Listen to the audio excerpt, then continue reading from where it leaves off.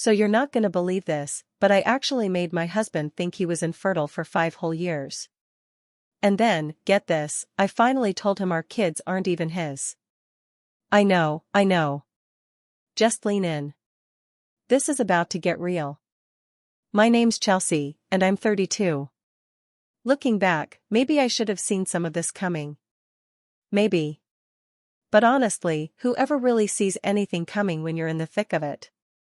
It all started, I guess, a while ago. You know, when Mark and I first got together. He was, well, Mark. He was the kind of guy who'd bring you flowers for no reason, just because he saw them and thought of you. Annoyingly sweet, right? Like, almost too sweet. He worked hard, always hustling at his job, whatever it was. Always talked about how he wanted a family, a house with a white picket fence, all that corny stuff. I just nodded along, mostly. Sounded nice enough on paper, I guess.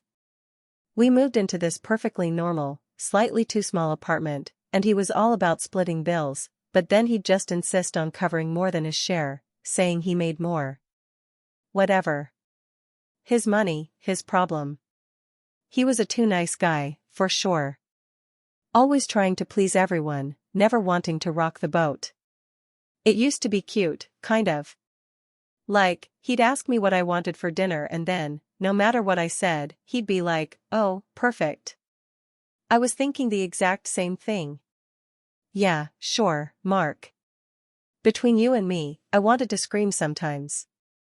Just tell me what you want for once. But then I'd just smile and say, "Great, honey." Public persona, you know? In front of his friends, I was the supportive, adoring wife. Alone? Well, that was a different story. So, things were fine. Normal. We'd go out with his friends, and I'd put on my best performance. Oh, Mark is just so thoughtful, I'd gush, batting my eyelashes. Meanwhile, in my head, I'd be mentally ticking off all the ways he'd annoyed me that week. Like, the time he left his sweaty gym clothes on the bathroom floor again.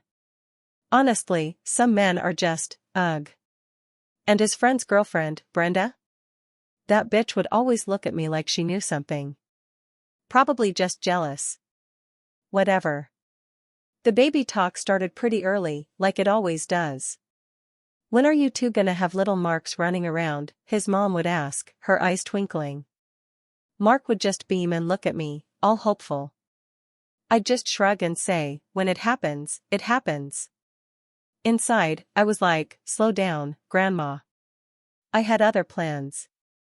Or, rather, I didn't have those plans. Not yet. I was seeing someone else, actually. Just casually. A guy from my office. Let's call him Alex. He was the opposite of Mark, edgy, a little bit dangerous, and totally didn't give a damn about anything. It was hot. We'd meet up sometimes after work, just for drinks. Or, you know. He knew I was married, and I knew he was, well, he was just Alex. No strings. No expectations. That's what I liked. So, one night, after a particularly intense evening with Alex, I realized I was late. Not just a little late, like a few days. Really late. Panic. Pure, unadulterated panic. My heart was doing a drum solo in my chest. No, no, no, I thought. This could not be happening. I bought a test, then another, then another. All positive. Holy crap. What was I going to do? My mind was racing a million miles an hour. There was no way this could be Alex's. No. Absolutely not. It had to be Mark's. It just had to be. I started rewriting history in my head, remembering all the times Mark and I had been, you know, together.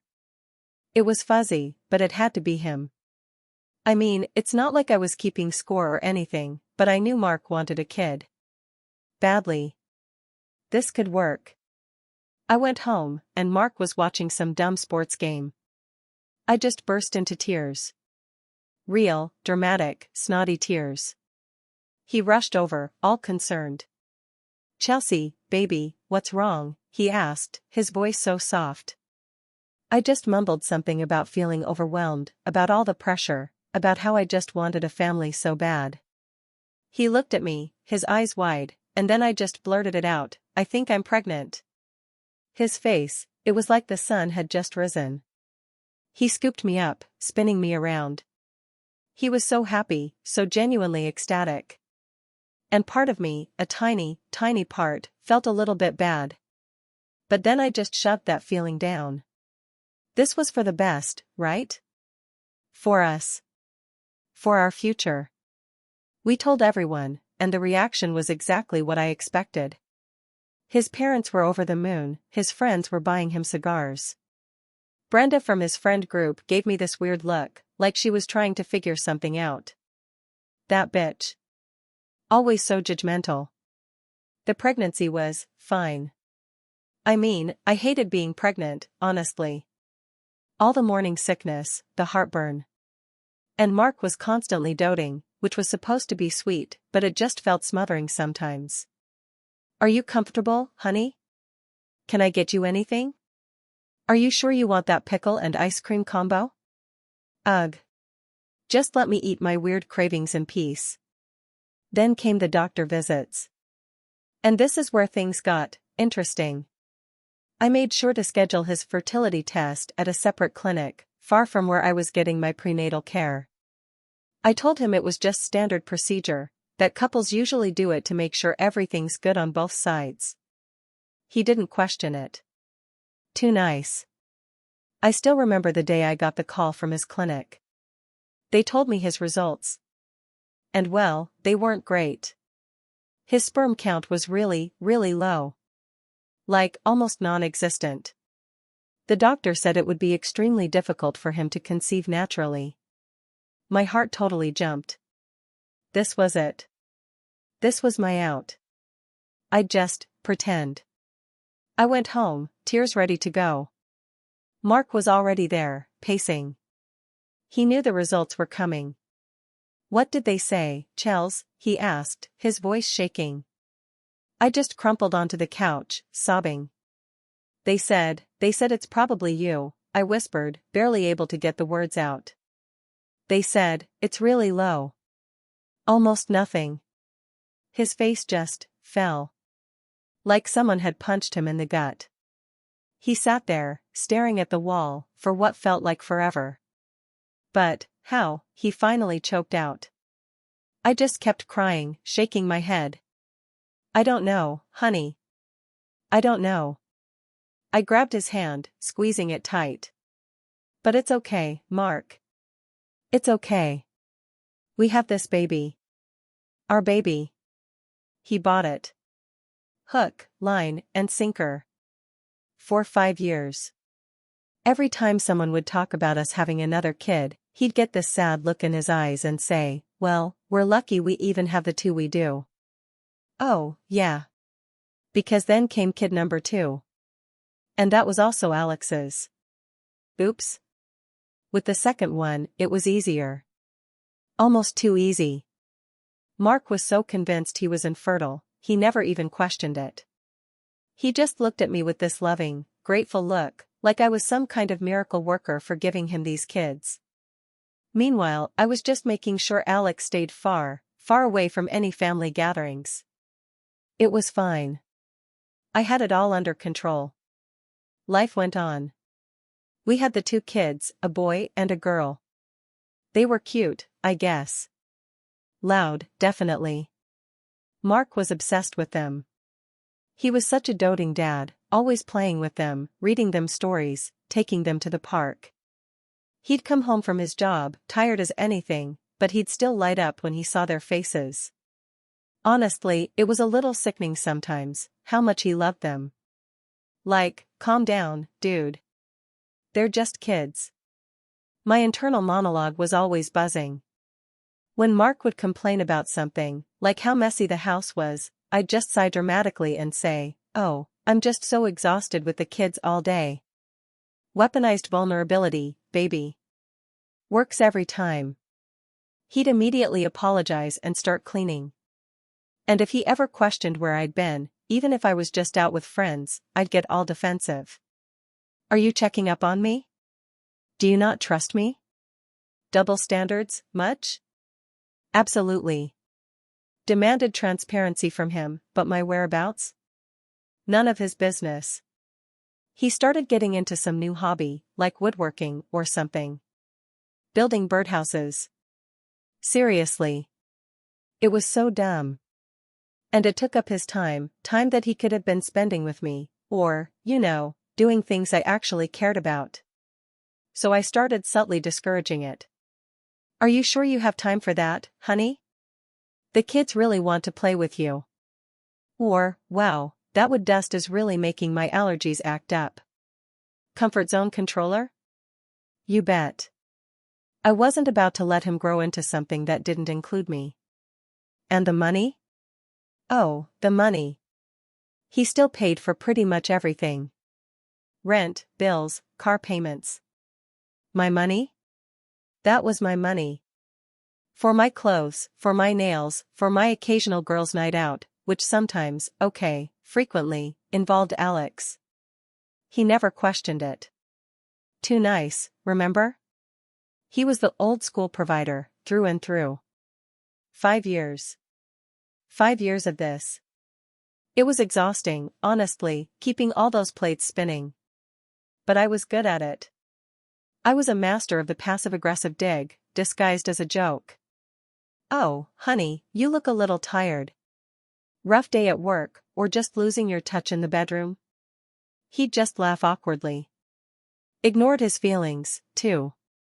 If he ever got upset, I'd just roll my eyes and say, "You're being dramatic. It's not that serious." Or, "Why are you always so sensitive?" Invalidating feelings, score. I'd even post stuff on Facebook, all the relationship highlights, So blessed to have such an amazing husband who works so hard for our family. Meanwhile, I was ignoring the actual problems, like the fact that I was actively lying to his face every single day. Validation seeking? Absolutely. Everyone had to think we were perfect. But then, things started to unravel. Slowly. Like a loose thread on a sweater. Mark, bless his innocent heart, decided he wanted to try for another baby. I know the doctors said it was impossible, Chels, he said, looking at me with those big, hopeful eyes, but maybe there's a new procedure? Or another specialist? We could try IVF. My blood ran cold. Okay, maybe not cold, but definitely a little chilly. IVF? With his sperm? That would be a disaster. He'd find out everything. And then what? I'd just say, "Oh, oops, my bad. Surprise, these aren't your kids." No. No way. I tried to shut him down. Honey, we have 2 beautiful children already. Isn't that enough? Think of the expense. And the stress. But he was persistent. For the first time, he actually pushed back. But I really want to try, Chelsea. Just one more time. For us. He was getting self-aware. He'd been trying therapy, apparently. Had some Mr. Growth mindset thing going on. Started setting boundaries. With me. Can you believe it? Chelsea, I feel like you're not really listening to me, he'd say. Or, I need you to respect my feelings. It was like he was reading from a textbook. And I hated it. It felt like he was becoming checked out, emotionally distant, trying to disengage from my carefully constructed reality. Then came the texts. From Alex. Late at night. And Mark started noticing. He wasn't overtly confrontational, of course. Too passive-aggressive for that. He'd just leave his phone unlocked on the counter when I was around, with a text from some random friend asking about my plans tonight. Like he knew I'd check it. And I did. Privacy invader? Yep. On both sides, I guess. He just started being sneaky about it. One day, I was scrolling through his phone. "Yeah, I checked it, what about it?" He always had mine, didn't he? And I saw a text from a doctor. Not a fertility doctor. A different kind. And it mentioned genetics. My heart jumped into my throat. Had he found out? Was this it? I confronted him. Not directly, of course. What's this about, Mark? Are you hiding something from me? I tried to make it sound like he was the one being shady. Gaslighting expert, that's me. Make him question his perceptions. Make him question his memory. He looked at me, really looked at me, for the first time in a long time. And his eyes were empty. Not angry. Just empty. He calmly explained that he'd been seeing a new specialist on his own, because he couldn't shake the feeling. He said he wanted to know, for sure, if there was any chance. He even did some genetic testing. And the results, well, they were conclusive. He was, definitively, the biological father of neither of our children. The air in the room just went thick. Like I was breathing soup. He didn't yell. He didn't scream. He just said it, quiet and calm. Our kids aren't mine, Chelsea. They never were. And then, the world just stopped. What happened next? He just stood there, looking at me. And I, honestly, felt nothing. Just this weird, detached calm. Like I was watching a movie. Then he just walked away. He didn't pack a bag. He didn't say goodbye to the kids. He just walked out the door and got in his car. And he was gone. I didn't hear from him for days. And then, I got a letter. From a lawyer. Turns out, Mr. Too Nice Guy had been quietly getting everything in order. He had all the evidence. The fertility test results, the genetic tests, even some of Alex's texts that I hadn't even realized he'd seen. He was getting a divorce. And he was seeking full custody, claiming I was an unfit mother and that I defrauded him. My jaw hit the floor. This was not how it was supposed to go. I called him, but he wouldn't answer. Texted him, but he just blocked me. His friends wouldn't talk to me. Brenda from his friend group actually posted something vague on Facebook about truth always coming out and how some people are just snakes. That bitch. She knew. She always knew. And then the phone calls started. From people I barely knew. From his parents, who just screamed at me. From my own parents, who were horrified. My reputation, just, gone. People were talking, whispering. My carefully constructed life, the one where I was the perfect wife and mother, was just, collapsing. Complete social collapse. My boss even called me in. Said there were concerns about my personal conduct affecting my professional image. Like, what? It had nothing to do with work. But they put me on leave. Paid leave, but still. Professional destruction. Like my toxic patterns had finally caught up to me. I tried to fight it. Tried to spin it. He's crazy. He's just trying to hurt me. He's always been so insecure. I even went to court. And the judge was like a block of ice. They looked at all the evidence. And they sided with Mark. Full custody. He got the kids. I got supervised visitation. And a huge chunk of debt from the legal fees. Reversal of fortune. I was experiencing the exact same treatment I inflicted, amplified and inescapable. Everything I had built my false identity around was stripped away. The kids, they don't understand. They cry for their dad. And I have to watch them, from a distance, with some social worker sitting there, staring at me. It's like I achieved all my selfish goals, no Mark, no responsibilities, only to discover complete loneliness. Ultimate isolation. Now? I'm living in this tiny, awful apartment. My job is still on shaky ground. And Mark, he's raising the kids. With some new woman. Some genuinely loving woman, I guess. I see pictures of them sometimes, posted by his mom. They look happy. Like a real family. And I'm here, alone, in the wreckage of what used to be my life. Relationship devastation. He moved on, and I'm watching. Do I regret what I did? No. Not really. I mean, I regret how it all turned out. I regret getting caught.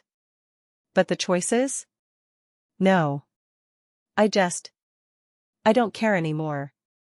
Everyone else was to blame. Mark for being so blind, Alex for being so hot, his parents for being so demanding, that bitch Brenda for always looking at me like that. Everyone. Not me. Never me. I just did what I had to do. And now I'm paying the price. And it sucks. But it's not my fault. It can't be.